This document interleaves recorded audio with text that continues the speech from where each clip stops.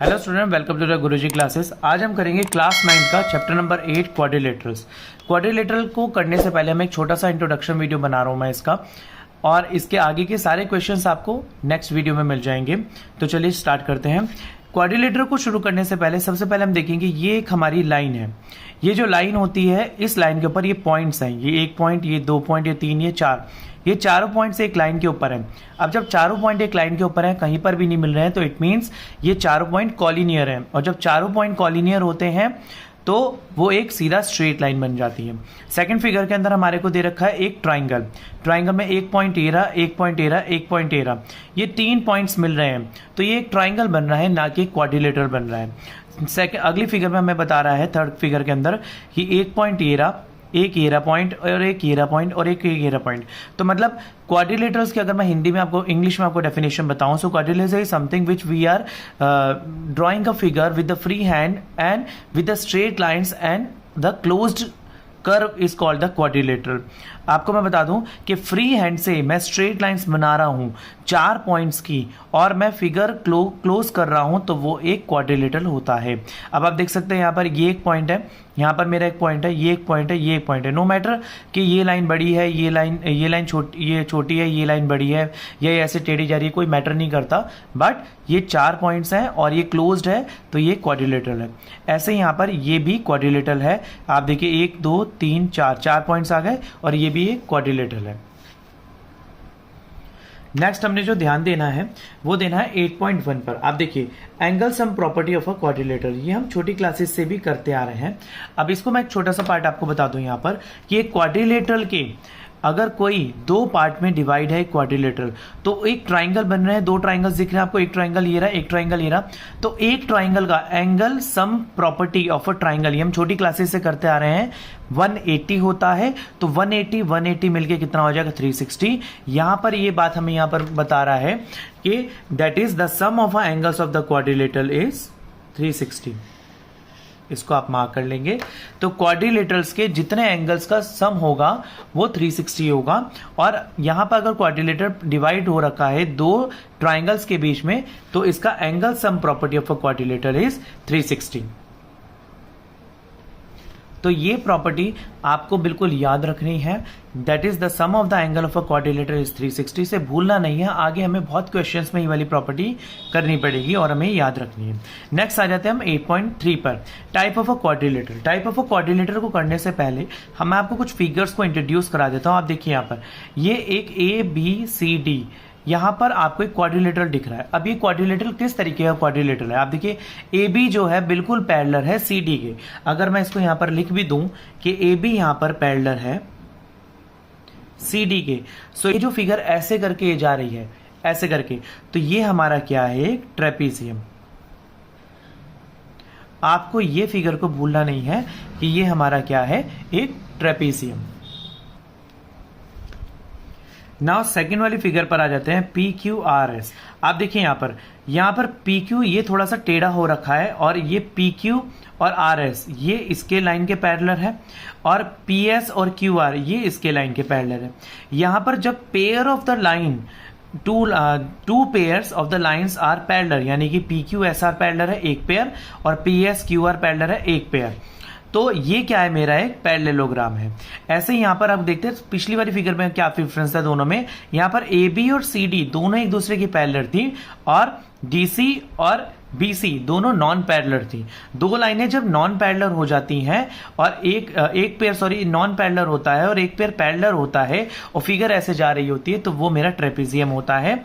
Secondly यहां पर PS और QR पैरेलल है, और PQ और SR पैरेलल है, तो ये एक पैरेललोग्राम है। थर्ड फिगर पर आ जाते हैं। ये तो छोटी क्लासेस से ही बच्चों को बता दिया जाता है क्लासेस में। अब आप देखिए, मैं आपको फिर से बता देता हूं कि 2 साइड्स बराबर है, लंबी साइड्स हैं, पैरेलल है, बराबर हैं। ये MS और NRN छोटी साइड्स हैं, ये बराबर हैं, और चारों एंगल स्ट्रेट हैं और 90 डिग्री के आ रहे हैं, तो ये बराबर है। तो ऐसी साइड्स को हम क्या बोलते हैं, यहां पर ऐसी फिगर्स को हम रेक्टेंगल बोलते हैं। अगली फिगर पे आ जाते हैं। अगली फिगर, फोर्थ वाली फिगर कहती है कि DE और GF आपस में पैरेलल है, और डी जी और ई एफ आपस में पैरेलल है। इसकी खासियत क्या है कि चारों की चारों लाइंस की ना लेंथ आपस में बराबर होती है। जब चारों लाइंस पैरेलल हो और इनकी लेंथ आपस में बराबर हो तो ऐसी फिगर को हम क्या बोलते हैं, रोम्बस।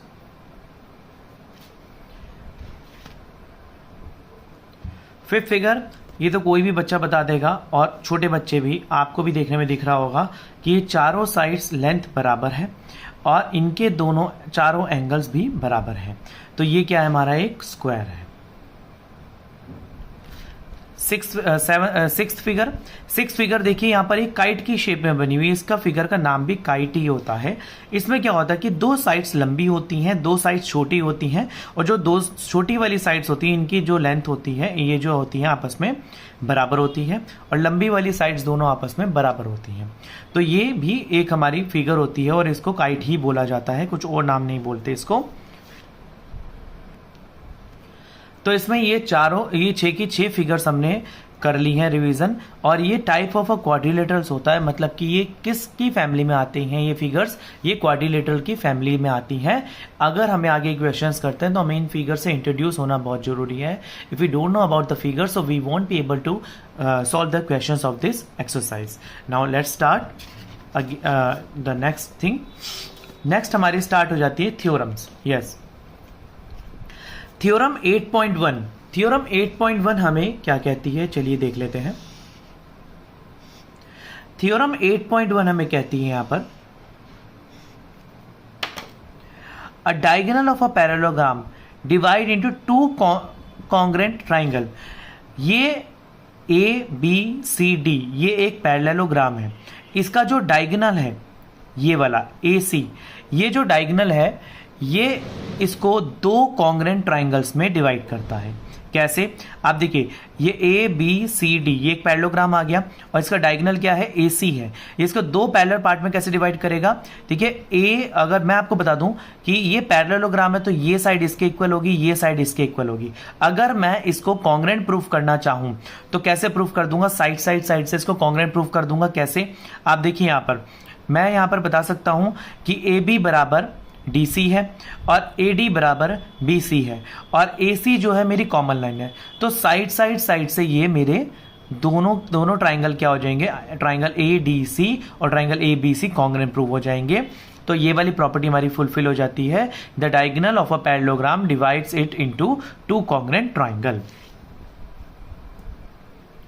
नेक्स्ट प्रॉपर्टी पर आ जाते हैं। नेक्स्ट प्रॉपर्टी क्या कह रही है हमें, नेक्स्ट प्रॉपर्टी कह रही है each pair of opposite side of a quadrilateral is equal then it's a parallelogram. ये बोल रहा है यहां पर कि अगर ऑपोजिट साइड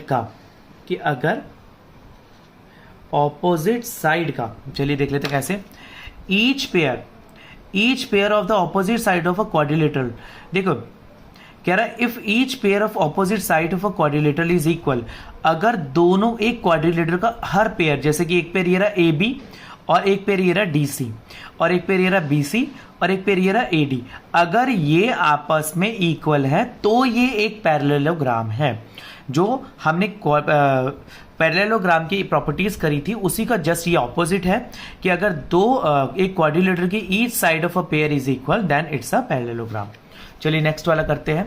नेक्स्ट वाला कह रहा है in a parallelogram opposite angle are equal. देखिए कैसे, यहां पर ये बोल रहा है कि एक पैरेललोग्राम के अंदर ऑपोजिट एंगल जो होते हैं उसके इक्वल होते हैं। किस तरीके से, देखिए मैं यहां पर एक पैरेललोग्राम अगर बना दूं इस तरीके से, यहां पर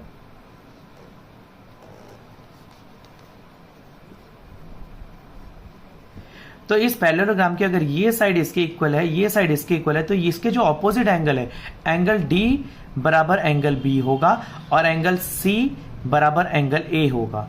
तो ये पैरेललोग्राम के ऑपोजिट एंगल जो होंगे ये इक्वल होंगे। ये हमारी कहती है थ्योरम 8.4। चलिए आगे चलते हैं। थ्योरम 8.6 क्या कहती है हमारे को, थ्योरम 8.6 कहती है the diagonal of a parallelogram. What theorem 8.6 says? It says the diagonals of a parallelogram bisect each other. के पैरेललोग्राम के डायगोनल्स जो होते हैं, देखिए A B C D, ये इसके पैरेललोग्राम के जो डायगोनल्स हैं AC और BD, ये एक दूसरे को बाइसेक्ट कर रहे हैं, मतलब काट रहे हैं, मतलब हिंदी में प्रतिच्छेद करते हैं। एक पैरेललोग्राम के डायगोनल्स एक दूसरे को बाइसेक्ट करते हैं, कहां पर? एट ए, ओ पर कर रहे हैं। ये कहां पर कर रहे हैं? इसको ओ पर कर रहे हैं। तो diagonal of a parallelogram bisect each other. 8.7 theorem क्या कहती है, आगे पढ़ लेते हैं इसमें। Student, these theorems are very important for the exam point of view. जब आप अपने क्वेश्चन सॉल्व करेंगे तो आपको रीजंस में ये थ्योरम्स ही लिखनी पड़ेंगी। If the diagonal of a quadrilateral bisect each other than it's a parallelogram. Yes, देखिए ऊपर वाली फिगर का जस्ट उल्टा ये वाला बोल रहा है कि अगर एक क्वाड्रिलेटरल के डायगोनल्स एक दूसरे को बाइसेक्ट करते हैं तो ये एक पैरेललोग्राम है। बात वही चल रही है कि हमने ऊपर बोला कि ये पैरेललोग्राम है, नीचे बोला ये क्वाड्रिलेटरल है, अगर इसके बाइसेक्ट एक दूसरे को काट रहे हैं तो ये पैरेललोग्राम है। कैसे? आप देखिए, AC और BD ये क्वाड्रिलेटरल है, AC और BD एक दूसरे को काट रहे हैं और दोनों ये वाला पार्ट BO बराबर OD है और AO बराबर OC है। तो ये क्या है? मेरा दोनों डायगोनल्स जो हैं बराबर हैं, एक दूसरे को काट रहे हैं, तो ये क्या है? मेरा एक पैरेललोग्राम है। चलिए आगे करते हैं। यहाँ पर हमारे फिगर्स खत्म हो चुके हैं 8.7 के बाद, आगे एग्जाम्पल्स शुरू हो चुके हैं। Student, exam point of view से आपको इन एग्जाम्पल्स को करना बहुत जरूरी है। आप इन एग्जाम्पल्स को अगर सॉल्व करेंगे और 1 बाय 1 अपने आप से भी सॉल्व करके देखेंगे तो एग्जाम्स में ये वाले एग्जाम्पल्स बहुत ज़्यादा आ जाते हैं। NCERT से बहुत कुछ आता है। मैं आपको हमेशा से सजेस्ट करता हूँ आप सबसे पहले अपनी NCERT खत्म कर लें, एक कंप्लीट क्वेश्चन विद एग्जाम्पल, आप इसको ऐसे सॉल्यूशन कर लें, ऐसे मगअप कर लें कि आपको पूरी बुक में से NCERT का कोई भी क्वेश्चन दे दिया जाए तो आप उससे पीछे नहीं हटेंगे, आप उसको पूरा सॉल्व करेंगे स्टेप बाय स्टेप, जैसे कि मैंने अपनी वीडियोस में बताया हुआ है। और अगर जब आपके पास NCERT खत्म हो जाती है और आपके पास कोई मटेरियल नहीं बचता है प्रैक्टिस करने के लिए, तब आप अदर बुक्स का रेफरेंस ले सकते हैं। जैसे पिछला कोई 10 ईयर उठा के देख सकते हैं, या फिर अदर मार्केट में बहुत सारी बुक्स आती है, उनका रेफरेंस लेके आप प्रैक्टिस कर सकते हैं। या फिर स्कूल से जो गवर्नमेंट स्कूल के बच्चे होते हैं उनका सपोर्ट मटेरियल्स मिलते हैं, आप उन सपोर्ट मटेरियल से भी प्रैक्टिस कर सकते हैं। वो बहुत फायदेमंद होते हैं 9th क्लास के लिए, उनमें से एग्जाम बहुत ज़्यादा बनकर आता है। मैं ये सजेस्ट करता हूं कि जो प्राइवेट स्कूल के बच्चे होते हैं वो भी प्लीज़ उन सपोर्ट मटेरियल को रेफरेंस लें, ताकि आप 10th क्लास में आपका जो बेस रहेगा वो स्ट्रॉन्ग रहेगा। तो स्टूडेंट्स, ये थी इस 8.8 चैप्टर क्वाड्रिलेटर के इंट्रोडक्शन पार्ट। आगे हम करेंगे 8.1 के क्वेश्चंस को सॉल्व। तो मिलते हैं अगली वीडियो में, तब तक के लिए धन्यवाद।